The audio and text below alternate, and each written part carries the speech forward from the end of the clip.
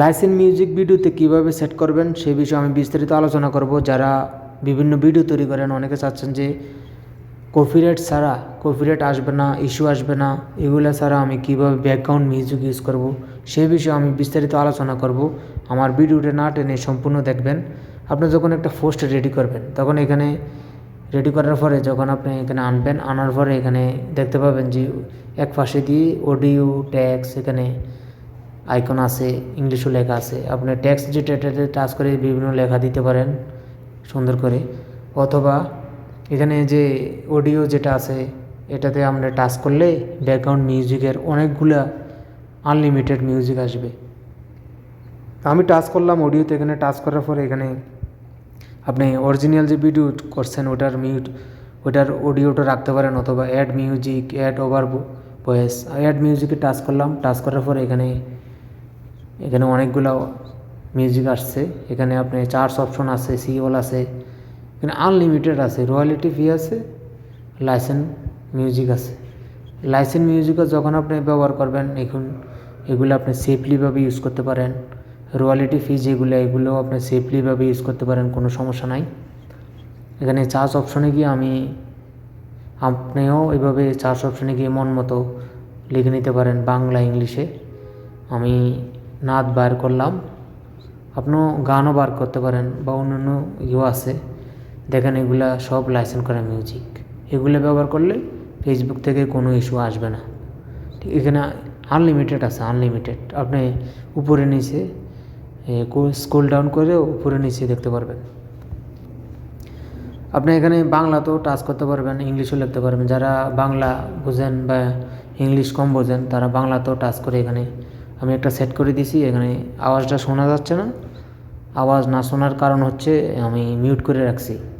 তো এখানে আমি আবার অডিওতে এখানে টাচ করে আমি এটাতে আরও বিস্তারিত আপনাদেরকে বোঝাবো যে লাইসেন্স মিউজিক ব্যবহার করলে কোনো কপিরাইট আসবে কি না, বা কোনো সমস্যা হবে কি না।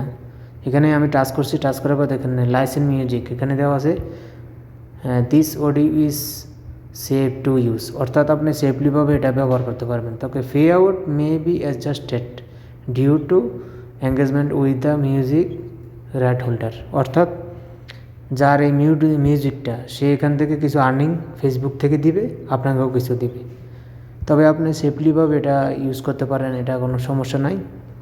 এখানে কোনো কপিরাইট ইস্যু আসবে না, আপনি এগুলা ব্যবহার করতে পারবেন। আবার এখানে টাচ করে, মিউজিকের টাচ করে এখানে আপনি ডানে বামে নিতে পারবেন মন মতো করে।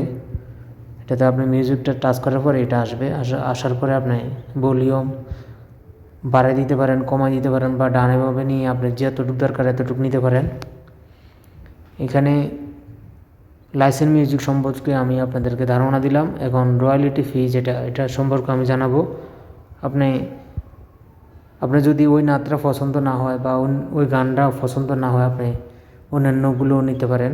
এখানে যে আইকনটা আছে, এখানে আইকনটাতে টাচ করলে ওটা আওয়াজ শোনা যাবে। যখন আপনি ডাইরেক্ট টাচ করবেন তখন এটা ওইখানে চলে যাবে।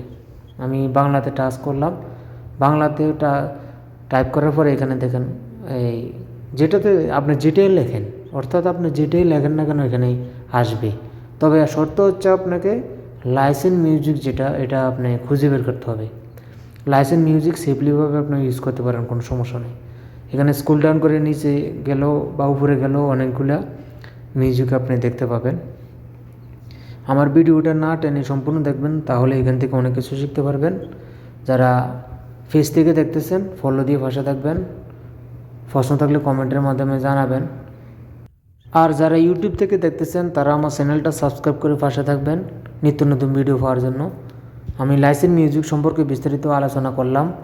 এখন রয়্যালিটি ফি, এটা সম্পর্কে একটু আপনাদেরকে ধারণা দেব, তাহলে আপনাদের লাইসেন্স মিউজিক এবং রয়্যালিটি ফি যেটা, এটা বুঝতে পারবেন। এখানে দেওয়া আছে যে আপনি এটা ইউজ করতে পারেন, অর্থাৎ পেমেটা প্ল্যাটফর্ম থেকে এটা ফ্রি দেওয়া আছে, এগুলো আপনি ইউজ করতে পারেন। পরবর্তী ভিডিও পাওয়ার জন্য সাথে থাকুন।